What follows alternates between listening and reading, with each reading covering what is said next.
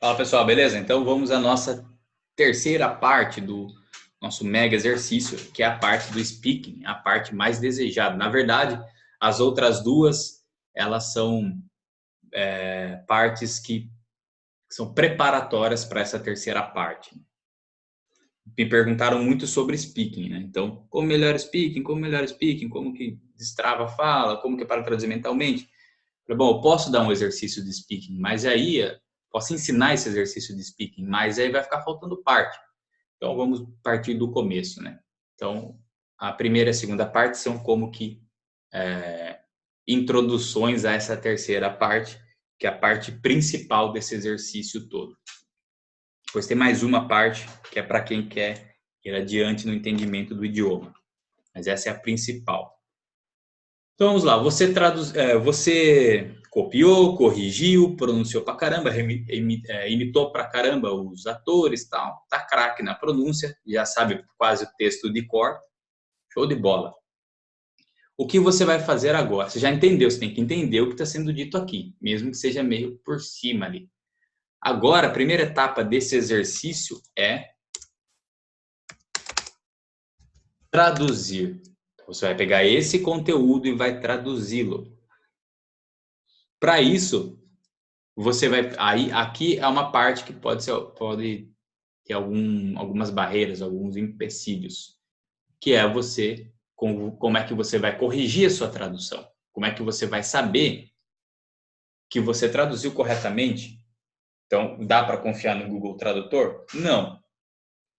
Você vai precisar ou da ajuda de alguém ou do texto em português, uma boa tradução. Por exemplo, as legendas em português, se você tem lá o DVD dessa série, ou se você tem Netflix, nem sei se essa série existe na Netflix, mas, enfim, a série com a qual você estiver praticando, se você tiver na Netflix, você tem acesso às legendas em português. É ótimo, você pega aquela legenda, primeiro você traduz sem olhar a legenda em português, traduzir sem olhar a legenda em português, vamos colocar aqui, sem olhar as legendas. PT, português. Segundo, corrigir, obviamente, né? Corrigir a tradução. Aí você pega a legenda oficial, né? Ou uma boa tradução que você encontrou e compara. Tá, entendi. Entendeu? Tirou suas dúvidas? Compreendeu o que foi dito? Compreendeu bem o que foi dito ali? Conseguiu traduzir? Agora a gente vai para a terceira etapa. Você tem a sua tradução, né? A tradução corrigida. O que você vai fazer com essa tradução? Agora que eu vou precisar de algum espaço. Então, vamos jogar essas coisas para o canto aqui. Jogar para cá. O que você vai fazer agora? Um negócio bastante simples e rudimentar, bem rústico, na verdade, porém muito eficiente. Pegando essas frases que você traduziu, pegando esse texto, você vai numa folha de caderno, pegar aqui.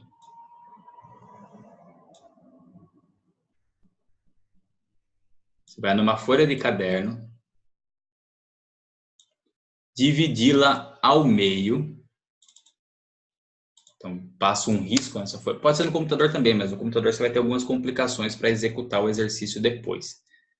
Você vai dividir essa folha ao meio, traçar um risco ali, e na coluna da esquerda, você vai colocar frase por frase, ó. A frase por frase não precisa pôr uma frase completa. Põe uma linha nessa coluna da esquerda que você divide. Imagina que esse aqui é o seu caderno, né? Essa aqui é uma folha de caderno. Vamos jogar esse aqui para cá. Joguei para cá, agora atrapalhou. Imagine que isso aqui é a folha do seu caderno. O que você vai fazer simplesmente é isso. Ó. Traçar um risco no meio. E aqui na coluna da esquerda, você vai deixar o texto em inglês. Na coluna da direita, o texto em português. Inglês e português. Eu vou pausar o vídeo aqui, porque eu já vou deixar tudo traduzido para a gente ganhar tempo. Muito bem, voltando aí. Então, olha o que eu fiz aqui. Coluna da esquerda, inglês, coluna da direita, português. Eu alinhei as frases, né, em português e inglês, deixando um espaço aí entre elas. Não foi as falas. Veja que estamos aqui dentro da fala do Zack, tem um espaço entre elas. E aqui a fala do Sheldon, né? Esqueci de dar o espaço aqui, vamos dar o espaço. Muito bem, aí você vai tendo traduzido, né? Só um comentário sobre a minha tradução aqui, né? Foi meio rápido aqui e tal. Então, você sabe, né? É uma coisa que a gente fala em algumas situações em que, em inglês, quando eles falam you know, a gente naquela mesma situação não falaria você sabe. Então, você pode colocar, às vezes, assim, mesmo que não seja do uso correto do português, só para você se lembrar o que você vai dizer em inglês. Ele fala, I saw this great thing.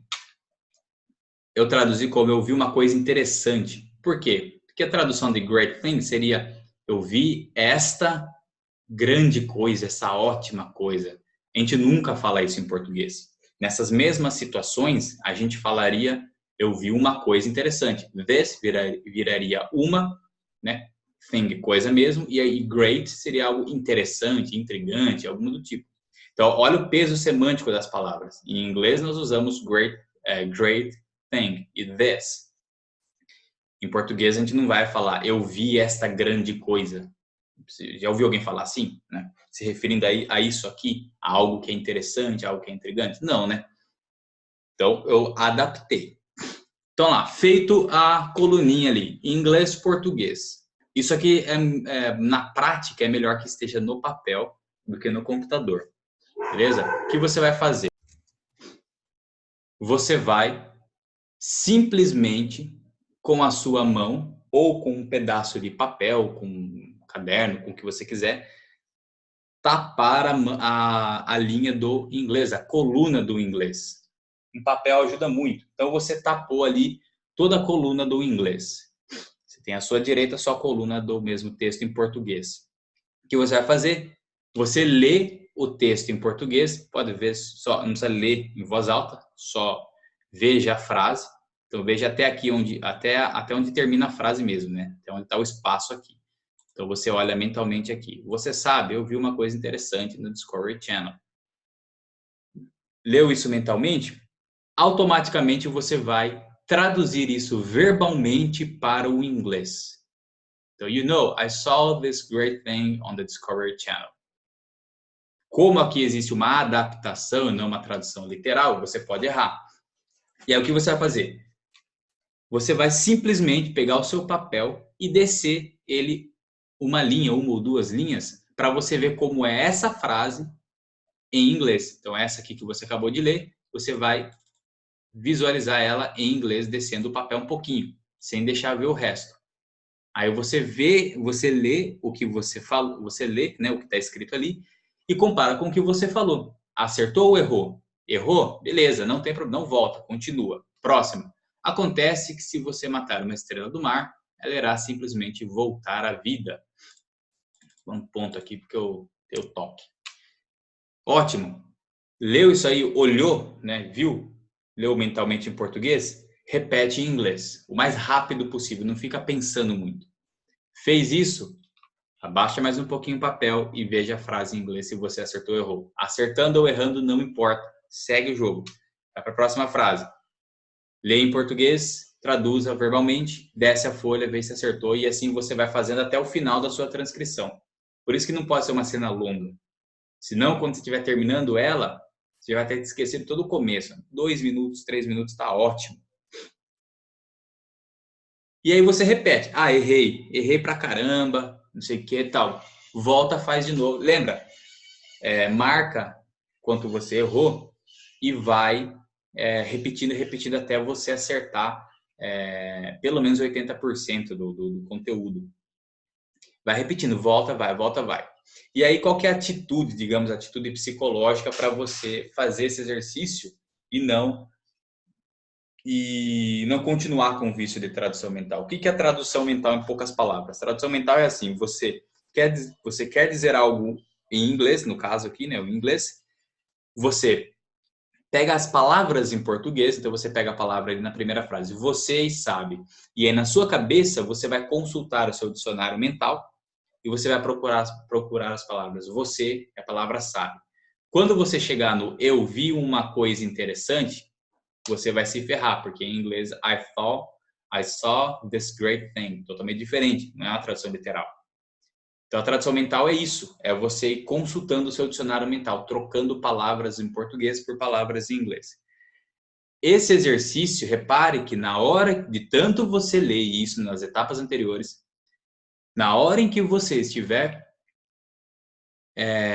vendo isso aqui, né, com seus olhos ali, né, não lendo em voz alta, só vendo mesmo, em português, lendo o conteúdo em português. Na hora que você lê isso, já pensando, eu vou traduzir isso para o inglês, algumas sugestões vão começar a surgir na sua cabeça automaticamente. Então vai vir com uma vozinha falando para você assim, ó, você sabe, you know.